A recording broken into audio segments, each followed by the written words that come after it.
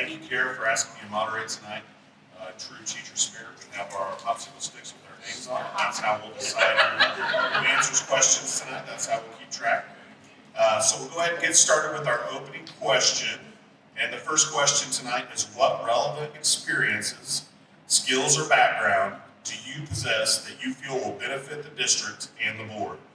Do you have any experience in education? And we'll start off tonight with Dallas.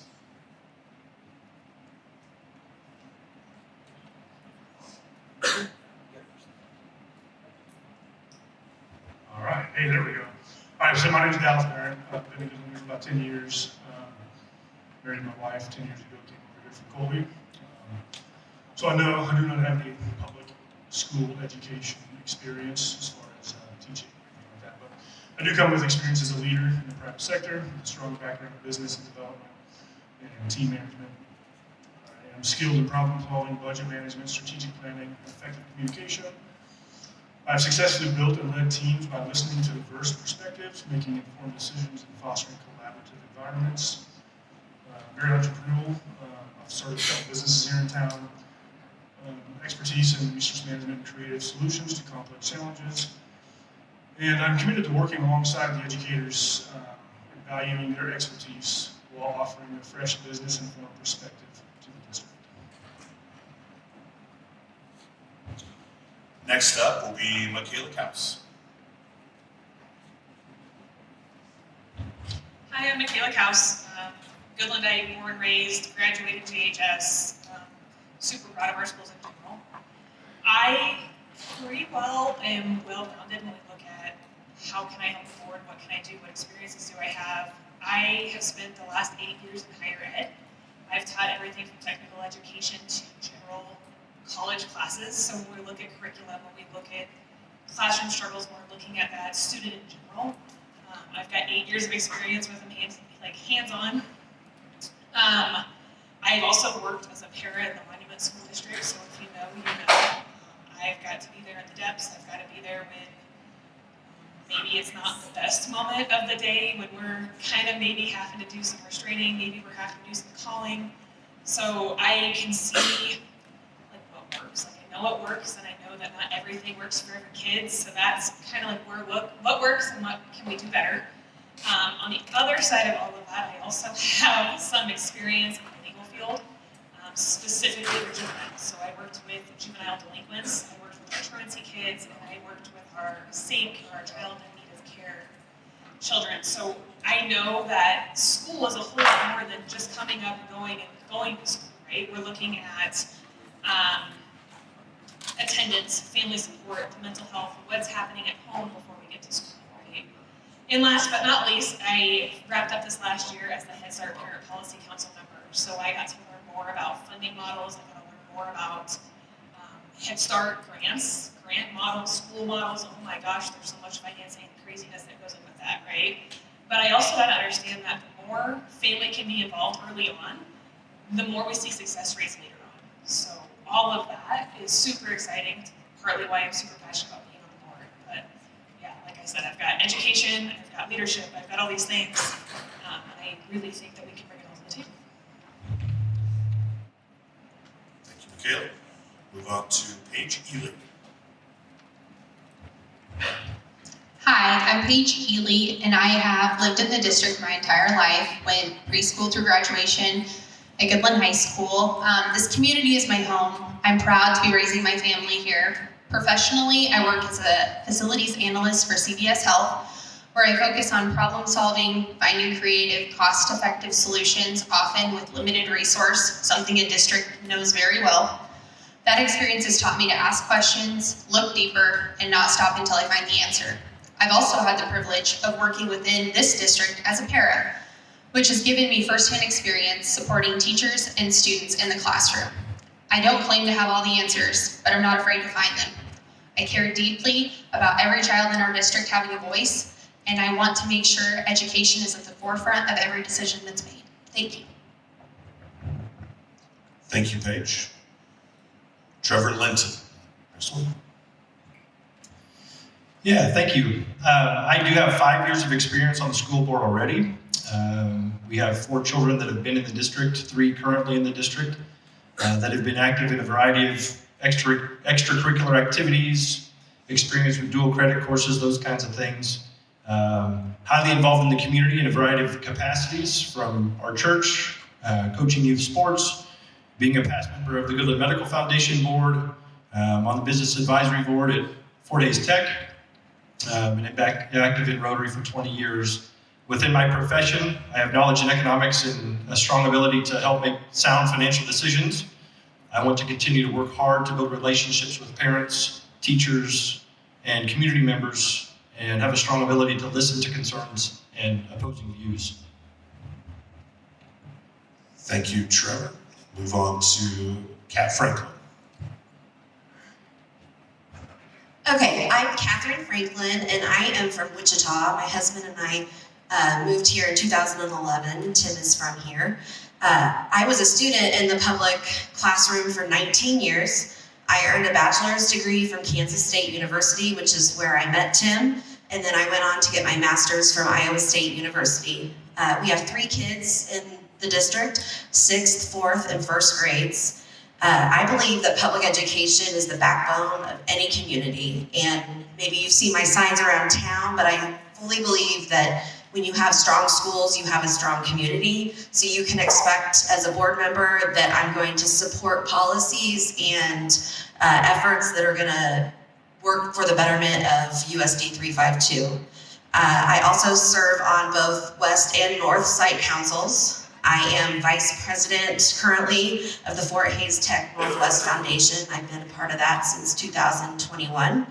I'm also the Vice President of the Goodland Public Library's Board of Directors, and I'm currently in my 2nd year co-leading the junior senior high youth group at the United Methodist Church. And as I was preparing for tonight and looking back at all the things that I pour my time into, it really comes back to education and kids, and that's where I'm passionate and where you can expect strong leadership and just a calling really to help make our community the best it can be.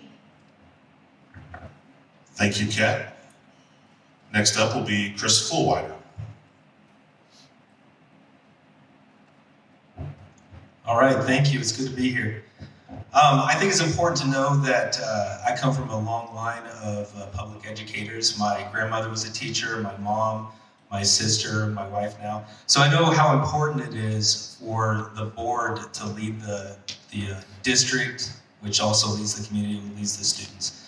So I hope to bring a perspective of a community member, someone who's been involved in the community, been involved in church, youth sports, things like that. I bring a blend of professional experience, community involvement, problem-solving skills. I've been a manager at the Goodland Hospital here for about 15 years. And there I've served on a multitude of committees, developing skills, communication, budgeting, accountability, all directly relevant to board service. My approach is I make fact-based decisions. I don't make emotional ones. I don't come in with an agenda, a personal agenda or a political agenda. My strengths are I'm approachable, I'm a good listener, I'm a hard worker, I'm willing to roll up my sleeves for the school district and do what needs to be done. I do have some teaching experience. I've done some teaching out at the college with the respiratory therapy program out there. I do some teaching at the hospital for EMS. I serve on the advisory committee for the respiratory care program at the college as well. My goal is to ensure that all the students here are prepared, teachers are supported, and taxpayers know where their money is going to. Overall, I hope to bring a balance of non-political approach focused on teachers, schools, and student success. Thank you. Well, Terry, I won't pull your popsicle stick out, but you're up. Thank you, Jason. I'm Terry Smith. I'm a 1983 graduate of Goodland High School.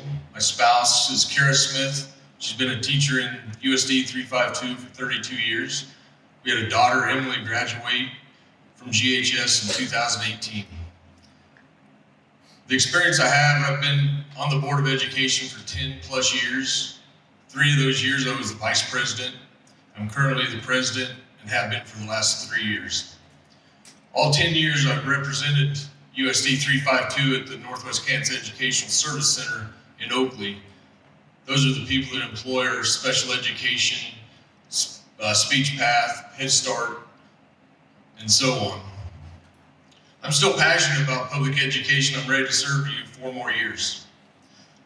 I want you to know that when I think about every decision I make, whether it's small or big, these 3 things is what I think about. The impact on the education of our students, the positive or negative impact on each and every one of our staff members, and the financial impact it will have on our community. Thank you. All right, the following are the next 2 questions we have all come from students at Goodland Junior Senior High School. The first one is, how would you support mental health district-wide? And we'll start with Kat. Okay, so obviously, I think mental health is an issue statewide, countrywide. Kansas is only one of 3 states that doesn't have any legislation or anything down regarding policy of cell phones and social media, etc. So I think my first thing would be is to look or to review our cell phone and personal device policies, suggest modeling after the gold standard, and a lot of policies that are being created are looking at away all day. So that includes lunch and passing periods. Of course, all good policies have exceptions for medical needs, IEPs, and 504 plans. So it would just be assessing our policy. You're seeing a lot of state and national legislation with bipartisan support because it's pretty hard to argue that our students don't matter. I also think a community outreach in the form of a reading buddy program can have dual purpose. It can influence the students by having a mentor type relationship, and it could also address our reading scores. My dad is a reading buddy in a Wichita area elementary school, and he's done that for 2 years. It's in one of the poorest zip codes of the state of Kansas. He takes about 25 minutes a week during this child's library time where he works with the student on his sight words, and they read aloud to one another. I think that there are a lot of opportunities in our community, again, strong schools, strong community, where we could partner up and be able to create some form of reading buddy program. And I think that reaps all the benefits of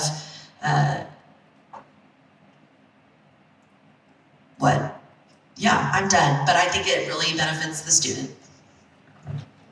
Thank you, Kat. Next up will be Dallas.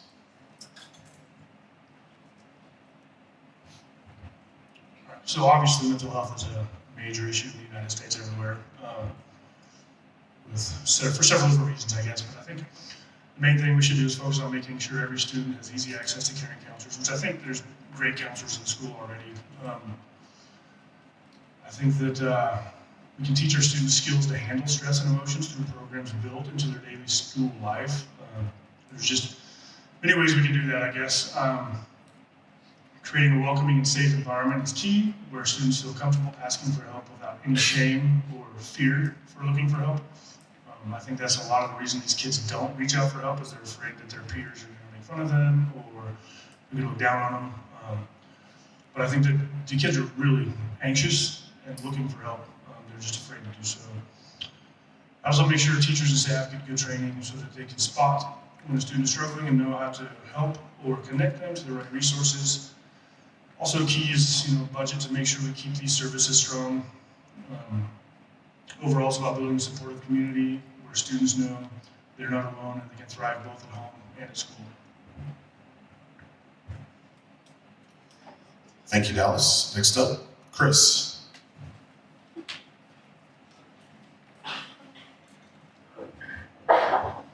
Yes, I believe mental health should be a district-wide priority for sure. I mean, expanding access to counseling.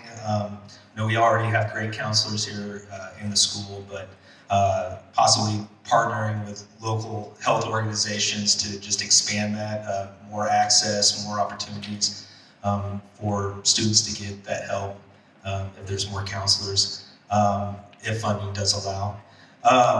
Early support prevents bigger problems. So early prevention programs, I believe, is important. Skill building groups. Improve on teacher training. I know teachers get trained every year, but maybe there's something we can look at as far as improving how to recognize, respond to signs of stress, anxiety, depression. That way the students can get intervened earlier. Increased teacher retentions, I believe, is a big way, or indirect big way, on how we can improve mental health.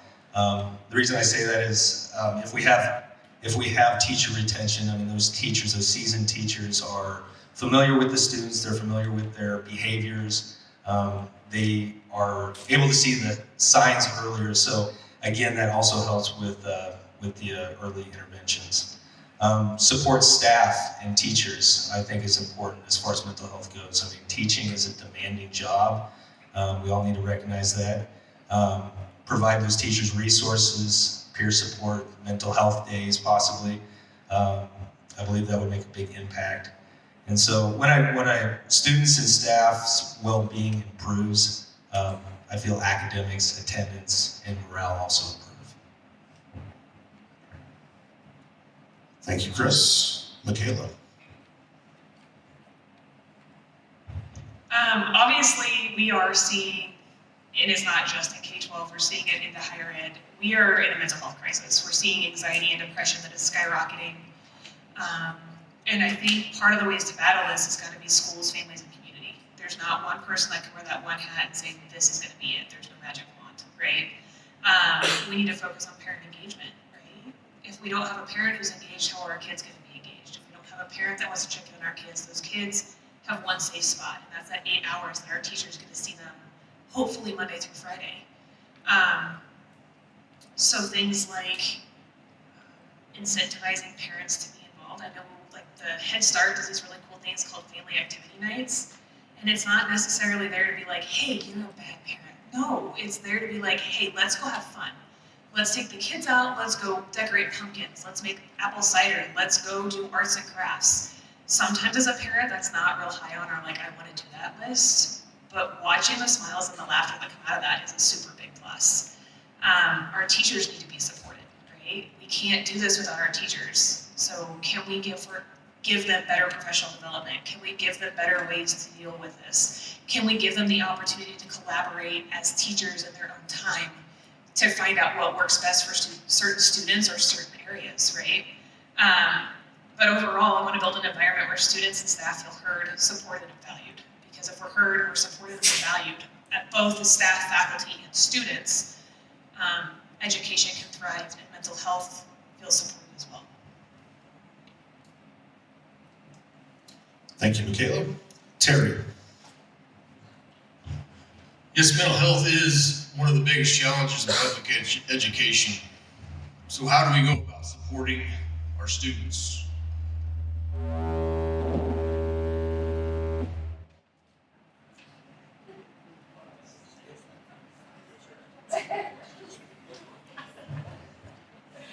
Sorry about that. One of the biggest priorities that the Board of Education several years ago had was to hire a staff counselor in every building. So West has one, North has one, the junior senior high has two. That's a place that every student can go and talk to a counselor in confidence. And if they need more help, the counselor can help them determine where they need to get the help from. Another way is we've done curriculum that teaches a lesson about social emotional learning every week in some buildings, and also integrated in lessons on a daily basis. Like everybody said, the staff is trained to see signs of mental health and what action should be taken. This is being done on different fronts of professional development provided by the district in forms of Project Frontier and Visible Learning. Each student needs to know that they have a safe and secure place that they can come to. They can enjoy the time that they're learning in each and every building. Thanks. Paige.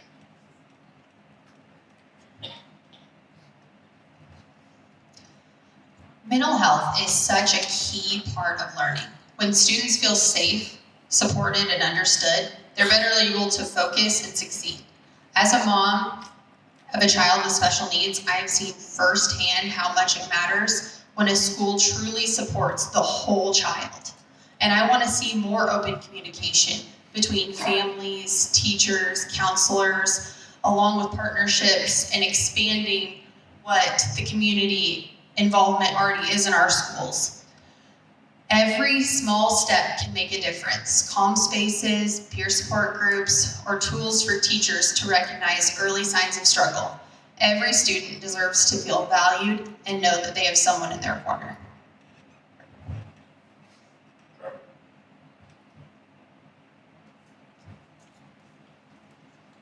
Yeah, like everybody said, obviously we know mental health is such an issue everywhere. Like Terry mentioned, having been on the board for a while, we certainly make this a priority. It's something that's been very important to me since I've been on the board. The biggest things for me would be to support mental health district-wide by supporting regular, ongoing teacher, staff training, professional development, like we've mentioned. Obviously, with mental health topics being the priority, but also making the mental health a priority during any of our strategic planning meetings that we have, which we do at the board level quite a bit. And again, it is something that we've made a focus, but we still need to continue to do more. Okay, next question. What steps would you take to lower the dropout rate? And additionally, what actions would you suggest to increase the graduation rate?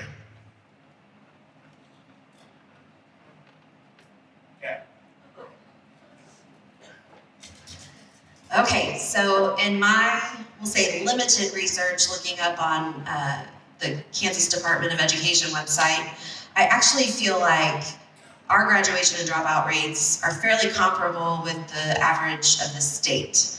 Now, that's not to say there isn't room for improvement, but I think the bigger issue is declining enrollment and recruitment and retention of teachers. However, I do think we need to give credit where credit is due, and I know the high school, and I'm sure admin and the board have made a lot of strides in improving those graduation rates, so I just, I guess, want to applaud their efforts.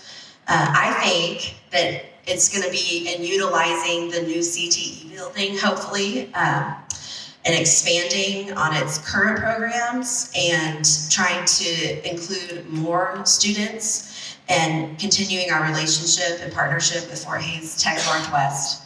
I think that's another reason why we need to be voting yes and yes on November 4th. So that is my plug for that. I also think, again, engaging students early to give them a love of learning through programs, potentially like a Reading Buddy program. But yeah, I think I'm done. Dallas.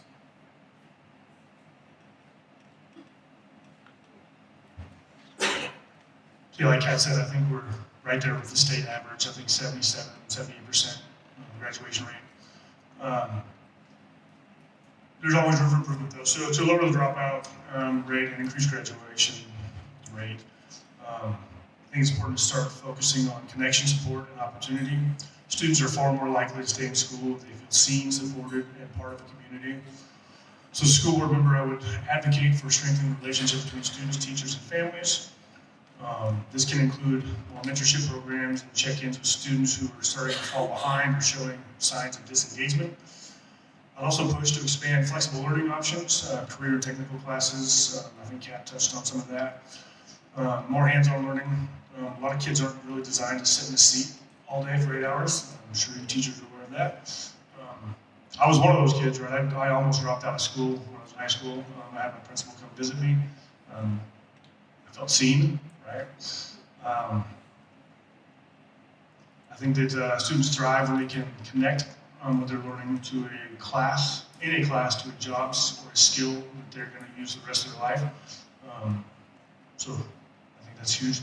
Additionally, early intervention is key. You can use attendance and grade and other data to spot students who are struggling sooner and bring counseling, tutoring, and after-school support to them before it's too late. Creating a safe, positive school environment, one that values respect and belonging, helps students feel motivated to finish strong. The goal of building an environment where students feel they can succeed and where graduation isn't just expected, but achievable for everyone.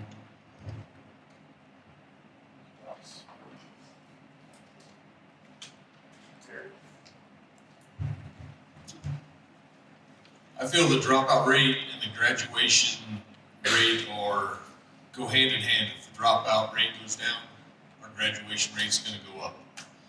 Here's some things that I think we can combat with the dropout rate. We can improve student engagement through interactive and hands-on learning like the welding, the wood shop, and other CTE programs. Making coursework more relevant through real-world connections. Stuff like shadowing in healthcare, education, or agriculture are three of those things that we can do. Providing strong support systems for mental health services. Fostering a positive and supportive school environment with strong teacher-student relationships. And identifying at-risk students early through grade monitoring so intervention can take place earlier and those students can get back on track to graduate with their class.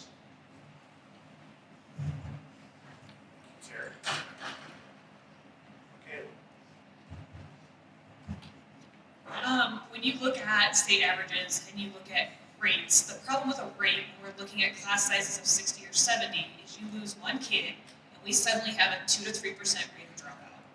I think to say, how can we fix that?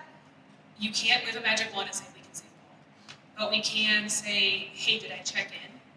Hey, did I ask that kid why we decided that we didn't want to come back to school? And it's something that we could say, hey, did you try doing the hands-on thing? Did you try seeing the counselor? Maybe it was something at home and not necessarily in the school district, right? We have a really awesome team at administration. Our high school principal works really well with these kids to try to get them back on track. But we also have to look at, are parents and family involved? If parents and family don't value education, that kid's not going to value the education, right? But I would like to see us using the data and the conversations from the kids that want to be done in applying it to policies or procedures or activities that we can do to get them back in, okay? Obviously, our graduation rate isn't 100%, but when we're looking at Goodland, we're looking at families who move away, we're looking at families who stay and come and go, and that graduation rate's that 4-year cohort, right? So if we can try to also incentivize people to stay at Goodland, we're going to see our graduations go up because the kids are staying with their parents, right? Hopefully. But lastly, and it's been touched on several times, the different pathways to success. I was a kid that didn't study, a kid that got good grades. I did really well. I went to college and did the traditional route, right? I didn't marry somebody that way. I married somebody in a technical field.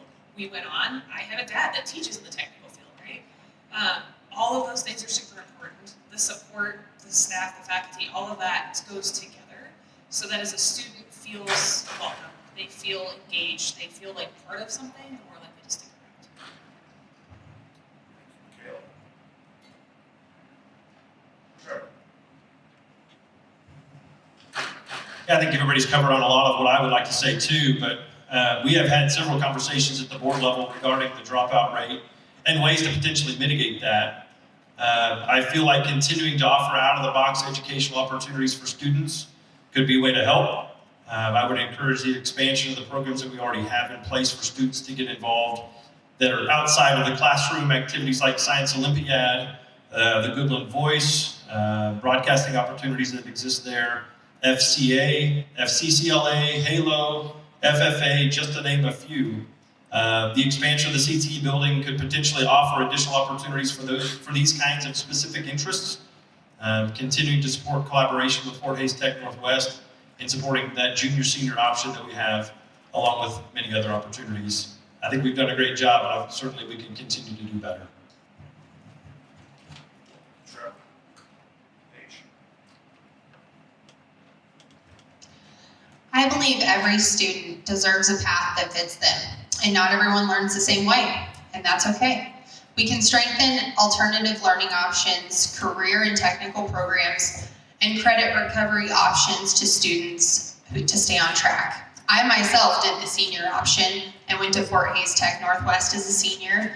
It is a phenomenal program, and I just feel like strengthening those kind of things really gives a well-rounded student, and it gives opportunity to students who maybe couldn't have afforded to do that right out of school.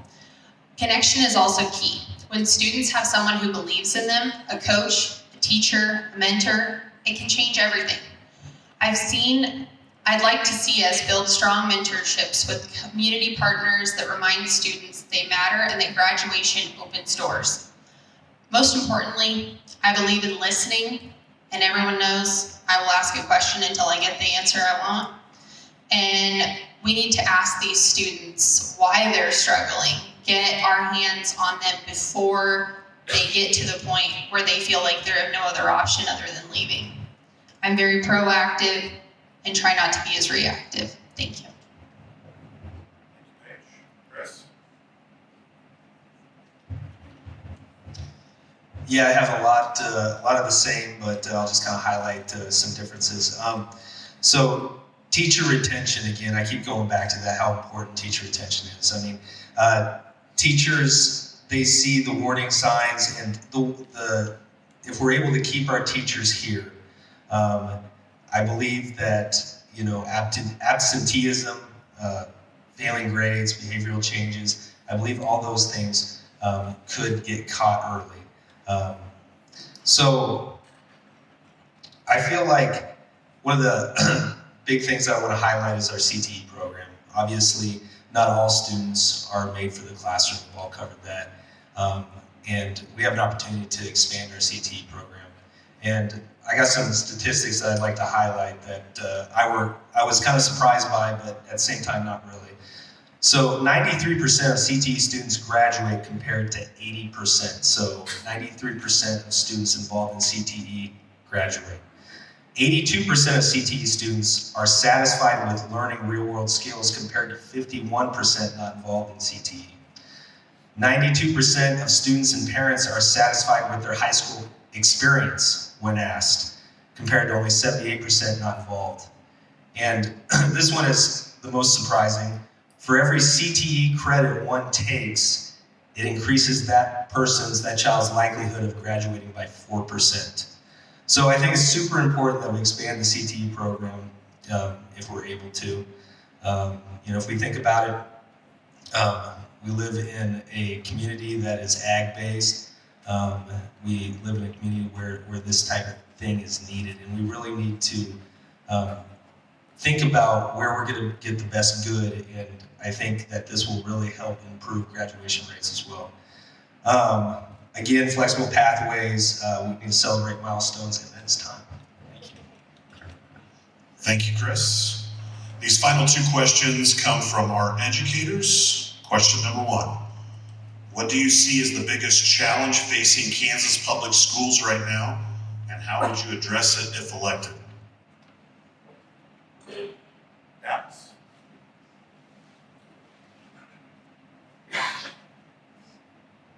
All right, so I know the question says Kansas public schools.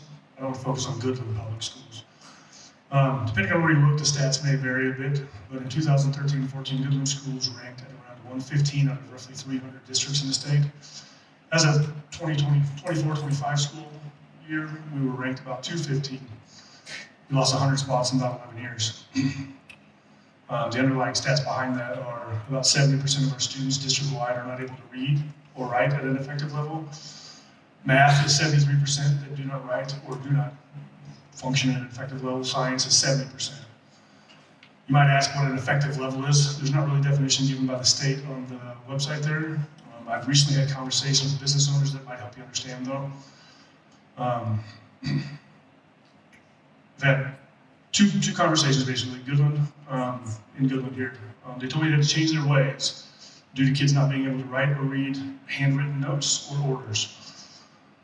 One had to go to a digital ordering system and not do handwritten orders as kids were taking orders at restaurants. The other one just stopped hiring high school students altogether because they were struggling to read notes that were left for them as far as stuff they need to begin done. I've got questions as far as how we got to this point. Is it the one-to-one iPad initiative that started the year after that, 2013-14 year? Are we understaffed, under support or teachers? Are we struggling to get students motivated somehow? Were there other changes that were here that caused that decline? I want to be clear, I'm not pointing fingers at anybody out here. I know you guys all work hard. This is a collective effort. I'm just genuinely perplexed and confused as to why our students are struggling to get to the effective levels in the core subjects. I believe the first step towards reversing this trend is to listen closely to students, teachers, parents, and community members to really understand what's driving these challenges. We need to be willing to try new approaches while learning from what has worked everywhere in Kansas and beyond. My commitment to this, my commitment is to work with everyone invested in our kids' future to find practical solutions to help the students succeed. Together we can rebuild confidence in our schools and create a supportive environment where our children thrive academically and personally. Dallas, move on the page. One of the biggest challenges is doing more with less. Schools are being asked to meet academic, emotional, and social needs all at once, often without enough resources or staff.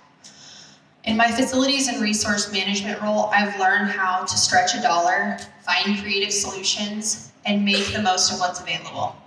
I bring this approach to the board, looking for partnerships, grants, and shared resources to help our students without adding and straining staff or budgets.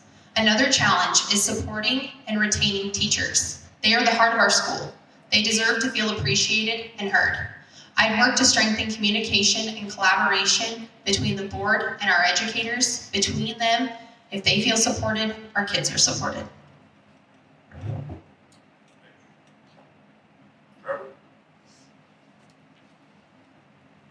I feel like there are several challenges facing Kansas public schools, and as Dallas says, Goodland public schools.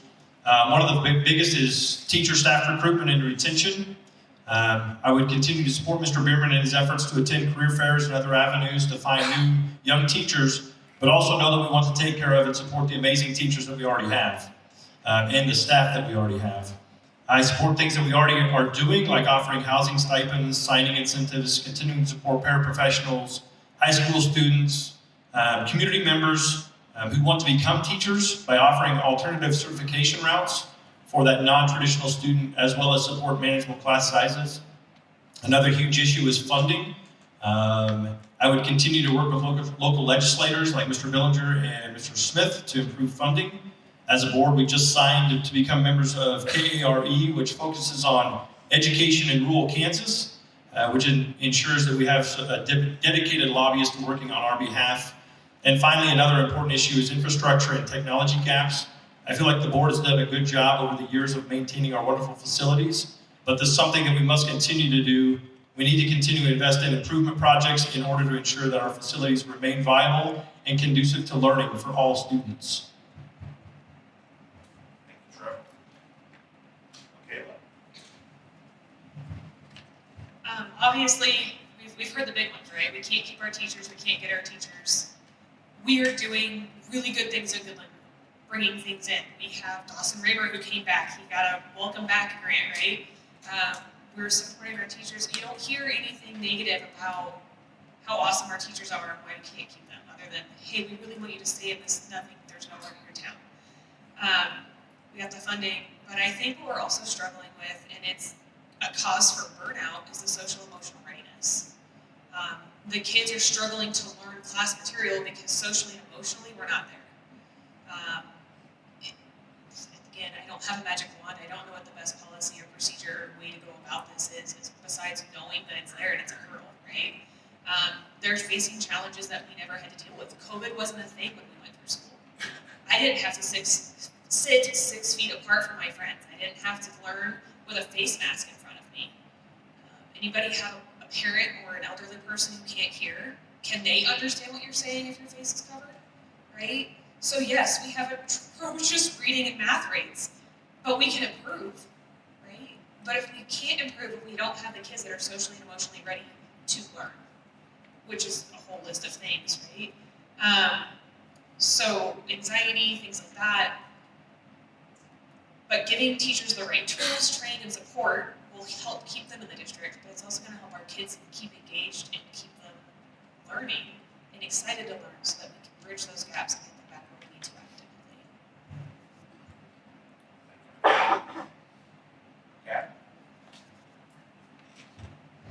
Okay, well, I also feel like the top two challenges facing Kansas public schools are declining enrollment and teacher recruitment and retention. As a board member, I feel like it's our job to hire and hold the superintendent accountable, who in turn is hiring admin and teachers, and he's holding them or they're holding them accountable. And when we have successful admin and teachers, then ultimately our students are successful. And isn't that the point of it all? My philosophy as a parent with kids in public education is if I can do whatever I can to equip their teacher, then if they're successful, my kid is successful. So maybe that looks like a committee within the board to facilitate a new teacher support group, whether that's acclimating to life in Goodland or in the classroom. Maybe it's helping to foster a community of sharing information just so that they know they're not alone. I mean, teaching in this day is a job I don't want, and so I want to help the teachers. I want to empower them and encourage them to get the resources they need.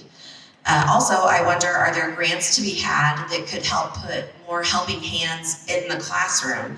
I know behaviors are becoming more prevalent, and so how can we create a fun and a safe learning environment, all while allowing the teacher to actually teach? Terry? Well, most of my things of the biggest challenges of public education have already been talked about. But to me, the biggest challenge we face every year in our district is funding. Whether the state or the federal government would cut our funding is huge. If they do this, where are they going to leave USD 352? What problems will arise? And how will we be able to, as a community, fix those problems without the funding from the state or the federal government? Another challenge, of course, is the teacher and staff shortages. Not just the recruitment and retention, but just the shortages in general. There's not many students coming out of colleges that are teacher ready. So we have to look outside the box to hire qualified staff members. We have to have a competitive salary schedule and benefit package, which I can say we have been able to give raises and still maintain a single health insurance policy to every full-time employee of the district. But it is also, we need to have a better culture in our district. That starts at the board level, filters down to the admin team, to the teachers, to the paras, to our students. If we have a good culture within our district, those people are going to want to come to us and want to be employed by USD 352. And of course, social and emotional issues, those are always a challenge and will be a challenge until probably the end of time, because anxiety, depression, all those things are just on the rise. Thank you. Terry, Chris? Yeah, I agree with a lot of what's being said. So the two main challenges as I see it is teacher shortages and retention, and also funding and equity of resources. So attracting and retaining teachers. We need to build a culture of respect and recognition for our teachers. Get them involved in the decision making. You know, a lot of times when the decision is made, when the board makes a decision, isn't always what's best, isn't always what works best in the classroom. They look good on paper, but get the teachers more involved in the decision making. Help teachers put down roots, housing support, mentorship for school and community, get them involved with what Goodland has to offer. Emphasize small town advantages. You know, that's something that, you know, like small classroom sizes or class sizes, closer relationships with the students, with the staff, administration, and safer community. That's not something that the larger school districts can offer. So take advantage of that. offer creative incentives, CEU or tuition reimbursement, loan assistance, local perks, maybe local discounts. Funding challenges. Rural schools often face limited resources and rising costs. We're often in competition with larger school districts. So we need to engage with the legislators in Topeka, advocate for fair funding, and we need to get the community behind that. We need to educate the community with funding gaps so they can support that. Maintain local transparency and accountability in spending capital-based needs. Where we're at in the process, you know. I think a good example is the CTE program and how well that campaign has gone. Getting the community involved makes a big difference with getting the legislatures in Topeka to listen to us. Thank you, Chris. Our final question tonight: how would you ensure transparency and accountability in school board decision making?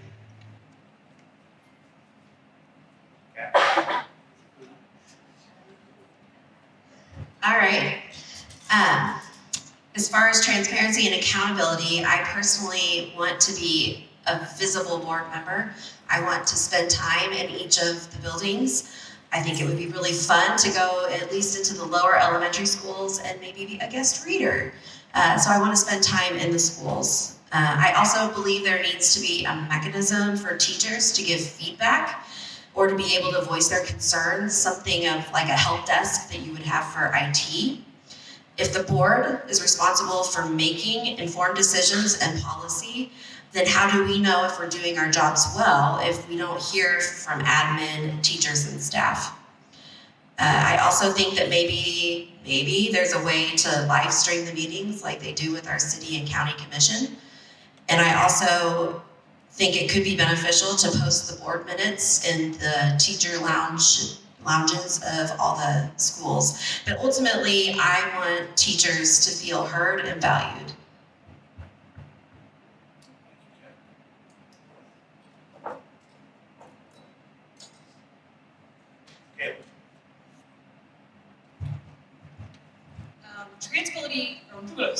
Transparency and accountability to me kind of boiled up trust, right?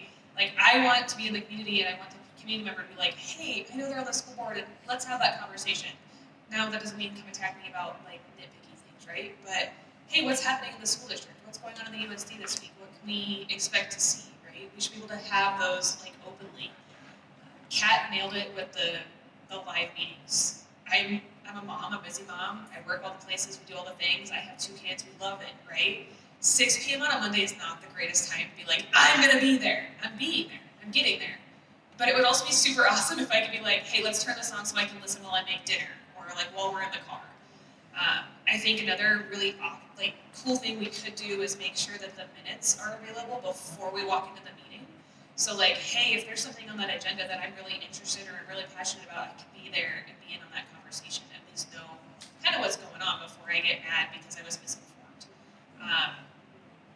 So when that community feels that the board's listening and being upfront, it's building that confidence and it's keeping everybody working towards that same goal, and it's making our kid, like helping our kids succeed. No one feels left out as long as there's communication. It can come easily. Let's put those minutes. There's a blast that all the USD 352 people get when we've got a school day. We got or whatever. We can post them on the USD website a day or 2 before the board. Hey, this is what we're going to talk about this week. Let us know if you need to have a moment. Usually, I doubt someone needs to have that many moments, I hope.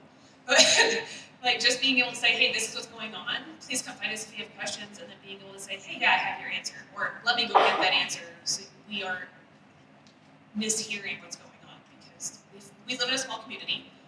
Misconceptions and miscommunication are big, and if we as a board can try to kind of fight that both via social media and in the public, and easily make that transparency and accountability there. Thank you. Dallas. Well, just like everybody else has suggested, I think that broadcasting meetings live would be great, but also not just broadcast them, store them somewhere where everybody can have access to them at any time. We have an awesome broadcasting class that would potentially help with that even. But after several conversations with current and staff of USD 352, the biggest issue brought up was that they felt they didn't have access to the school board. Most felt as if they would be repercussions if they went to the board, instead of going to the school or the building principals or the superintendent first. With few exceptions, I was told that most board members would even refuse to have discussions with teachers and staff. They were told they needed to follow the chain of command, and I'm all for chain of command, right? I'm not against it. I've worked in corporate America with MasterCard and several other places, but I think that there should be a way for teachers to skip that level and come up to the board and have a conversation. Now, not all things are board issues, right? Some of it has to be handled at the lower levels, which is fine. Like I said, my experience in corporate America has taught me that skip level meetings are very valuable, and there's a lot of stuff gained from that. Transparency and open communication are foundations of trust between the school board staff and our community. By making the meetings easy to access and creating opportunities for direct, respectful dialogue between board members and staff, we can break down the barriers and ensure everyone feels heard.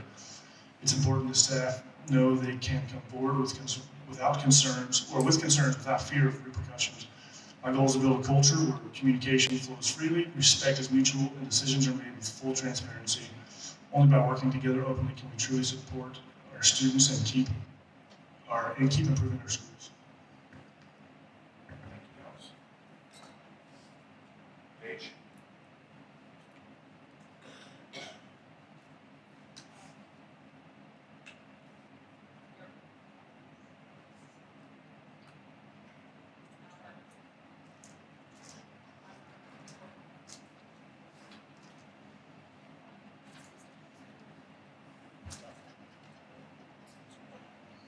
Test.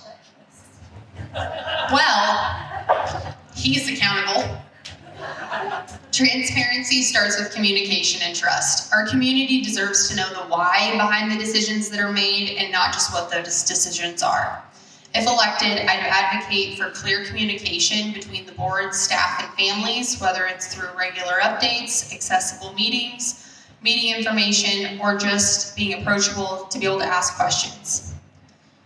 Accountability means listening, taking time to understand concerns, following up when needed, and not being afraid to make the 10th phone call to figure out what I'm trying to figure out. I want to make sure that people feel confident that the board is working for them and not above them. Michaela and I went to all 3 schools and met with the principals over the last week and asked, what they would like from a prospective board member, and it really gave some very good insight to different ways that they're needing supported or they're supporting their staff. I'm gonna tell on Mr. Halloran for a minute. He explained something very cool that he does with his staff, like the check-in weekly where he sends them asking questions, what's about to happen in the school, and it sends back to him anonymously. And I just thought, what a transparent way to meet your staff where they're at and also give them a chance to shed light on something that he might need to know that they don't feel like they could just openly say it. He's even said that he's had people be like, hey, I need a sub for next week. And he's like, can you guys let me know who needed that? Because it's that anonymous. And I just thought that was so neat that he implemented that and gave basically a voice and a space where staff could feel safe to check in.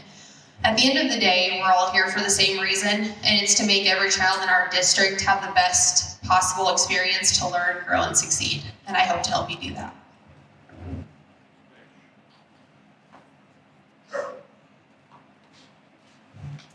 Yeah, I think everything everybody said so far is accurate. Trust and communication are the key. As a board member, I believe that the public has the right to understand the how and why the decisions are made. Our meetings are certainly open to the public, but I know that we're all busy, as we've mentioned, and might not always be able to attend meetings. Making the agendas, minutes, discussion items more easily accessible or earlier maybe, I'm not sure the protocol on that, but I'm sure there's something that we can certainly work on that behalf. I do intend to always act in the best interest of the students. Certainly no special interest on my part. Listen respectfully, even to any critics that we may have.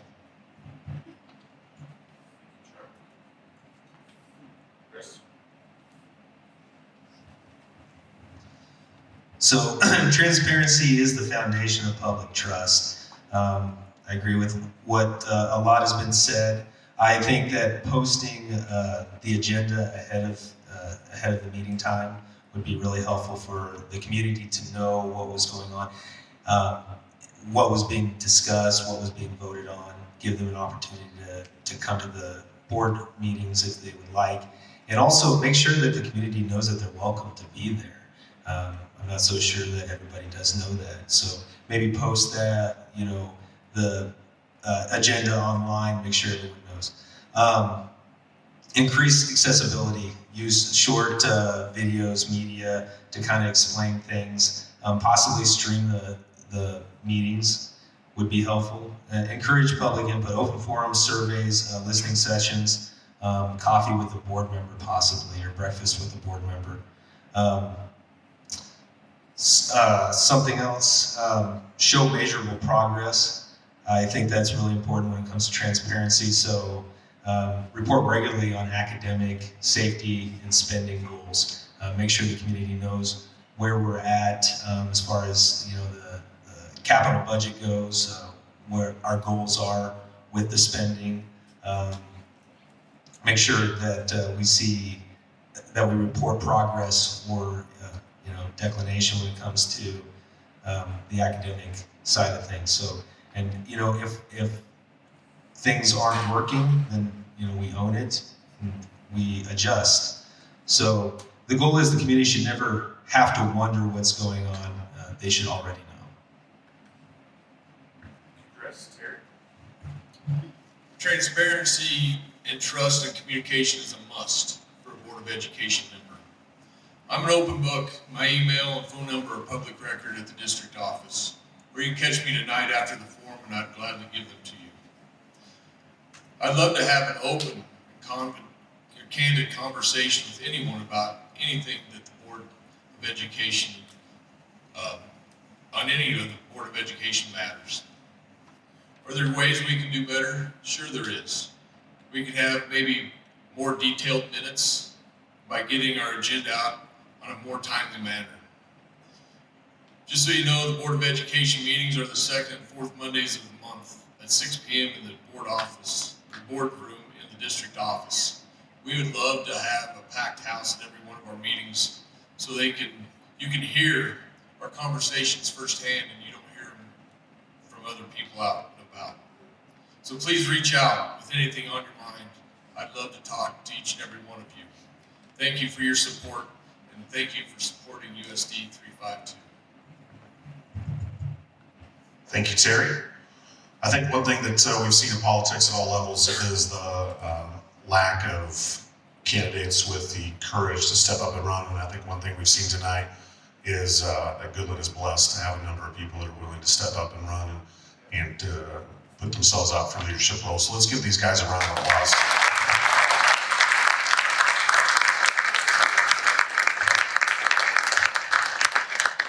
These candidates, I'm sure, would all be happy to meet you out front if you'd like to come out and shake their hand. Other than that, I want to thank you on behalf of everybody that's asked me to be here tonight. Thank you for being here. So thank you.